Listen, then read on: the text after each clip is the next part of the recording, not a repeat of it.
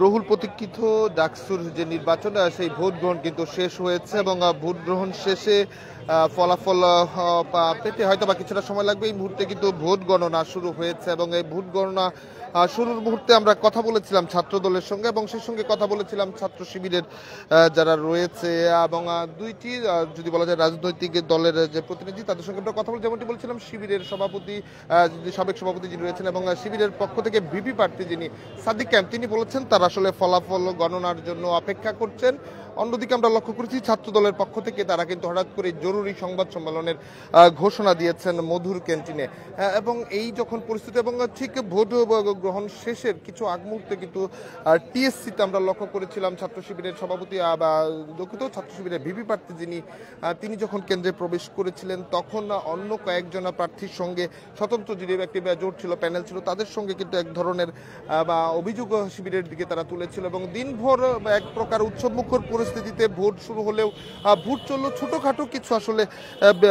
অভিযোগ পাল্টা অভিযোগের জায়গা ঘটনা আমরা লক্ষ্য করেছি এবং ছোটখাটো যে অভিযোগগুলো সেই অভিযোগগুলো কিন্তু এক পর্যায়ে টিএসসিকে দুটি হলের ভোটের বিষয়ে তারা আসলে অভিযোগ তুলে যেখানে শিবিরের ভিপি প্রার্থী সাদিক কায়েম এবং যিনি ফরহাদ রয়েছেন এস এ ফরহাদ তাদের দুজনের বিষয়ে দুটি অভিযোগের জায়গা ছিল ব্যালট পেপারে ক্রস চিহ্নে দেওয়ার যে বিষয়টি সেই অভিযোগটি উঠে আসে এবং এরপর এক ধরনের আলোচনা সমালোচনার জায়গা শুরু হয়। শিবির তাদেরকে বিচারে আওতায় আনার দাবি জানায় এমনকি আইন শৃঙ্খলা রক্ষাকারী দিতে হয় এবং তাদের বিরুদ্ধে ব্যবস্থা গ্রহণ করবার দাবি কিন্তু শিবিরের পক্ষ থেকে জানানো হয়। অন্যদিকে ছাত্রদল কিন্তু এই ঘটনাটিকে তারা কিন্তু বিভিন্নভাবে আসলে অভিযোগ আকারে তুলেছে এবং এইটি যে শুধুমাত্র সেখানেই হয়েছে অন্য কোনো জায়গায় হয়েছে কিনা সেই স্বচ্ছতা কিংবা সেই প্রশ্নটিও কিন্তু ঠিক একই আকারের অভিযোগটি কিন্তু যদি বলা যায় প্রতিরোধ পর্ষদ যারা রয়েছে বেগবুল্লার এমি যারা রয়েছে তাদের পক্ষ থেকে দেওয়া হচ্ছে স্বতন্ত্র ঐক্য জোটের পক্ষ থেকে একই অভিযোগ তুলেছে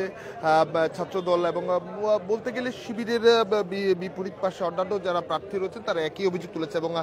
আমরা লক্ষ্য করছি বাকচাষেরও একটি অংশ যদি বলা হয় কয়েকজন প্রার্থী কিন্তু টিএসসির সামনে দাঁড়িয়ে কয়েকজন বহিরাগত আসার বিষয় নিয়ে তারা খুব জানিয়েছেন। তবে সব মিলিয়ে এক প্রকার বড় রকমের কোনো রকমের হট্টগোল ছাড়া এক প্রকার উৎসবমুখর পরিবেশে কিন্তু ভোট গ্রহণ শেষ হয়েছে বেলা 4টার মধ্যে। ছোটখাটো বেশ কিছু অভিযোগ ছাড়া আসলে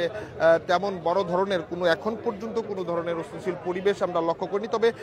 যেমনটি আমরা লক্ষ্য করেছি ঢাকা বিশ্ববিদ্যালয়ের সীমানার বাইরে কিছু কিছু জায়গায় যেমন যুবদল ছাত্রদল বলা হচ্ছে এবং কিছু কিছু জায়গায় জামায়াত ইসলামীর বিভিন্ন জনের কথাও বলা হচ্ছে যারা জমায়েত করে অবস্থান করছে এবং এই দুটি দলের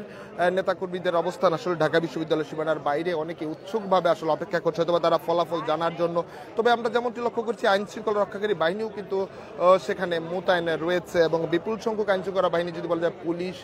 এবং র্যাবের সদস্যরা কিন্তু সেখানে মোতায়েন রয়েছে এবং যে বিষয়টি বলছিলাম আমরা সারাদিন 8টি কেন্দ্রে কিন্তু আপনাদের ঘুরিয়ে দেখিয়েছিলাম যে 8টি কেন্দ্রে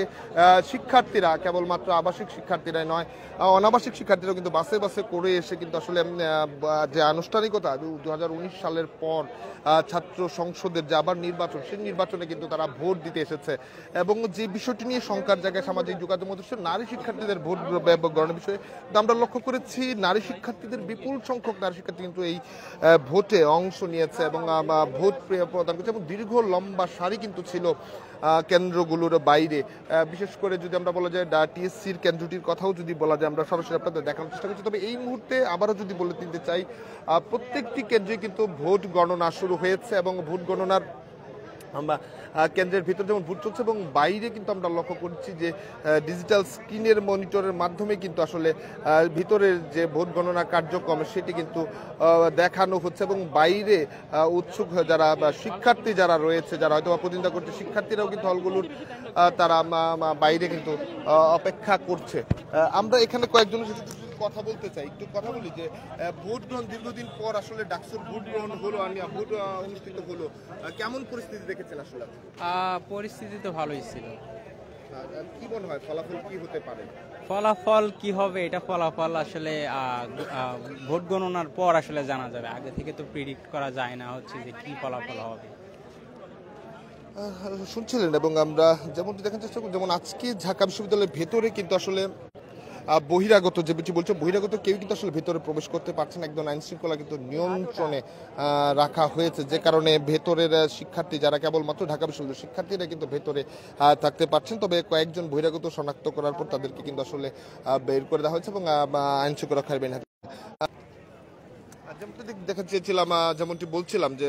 বিশ্ববিদ্যালয়ের ভোট গণনা কেন্দ্র করে আইন শৃঙ্খলা রক্ষাকারী বাহিনীর সদস্যরাও কিন্তু আসলে সক্রিয় অবস্থায় তারা রয়েছে। আইন শৃঙ্খলা রক্ষাকারী বাহিনীও কিন্তু বা প্রত্যেকটি ভোট কেন্দ্রের বাইরে কিন্তু আসলে উপস্থিতি রয়েছে, র্যাব রয়েছে, পুলিশ রয়েছে, এবং এবং এবং বাইরেও কিন্তু আসলে পুলিশে এবং র্যাবের সদস্য যারা আইন শৃঙ্খলা রক্ষাকারী তারাও কিন্তু রয়েছে। এবং দর্শক, যেমনটি আবারও যদি একটু জানিয়ে দিতে চাই, একদিকে শিবির বলছে তারা অপেক্ষা করছে ফলাফলের জন্য, যেটি সাদিক কায়েম আমাদের জানিয়েছে, এবং অন্যদিকে ছাত্রদলের পক্ষ থেকে কিন্তু জরুরি সংবাদ সম্মেলন ডাকা হয়েছে ঠিক 5:30টায়। দর্শক, এই ছিল ছাত্র সংসদ নির্বাচনের ভোট গ্রহণের পর মুহূর্তের পরিস্থিতি। পরবর্তী আপডেট পেতে দেশপান্তরের সঙ্গেই থাকুন।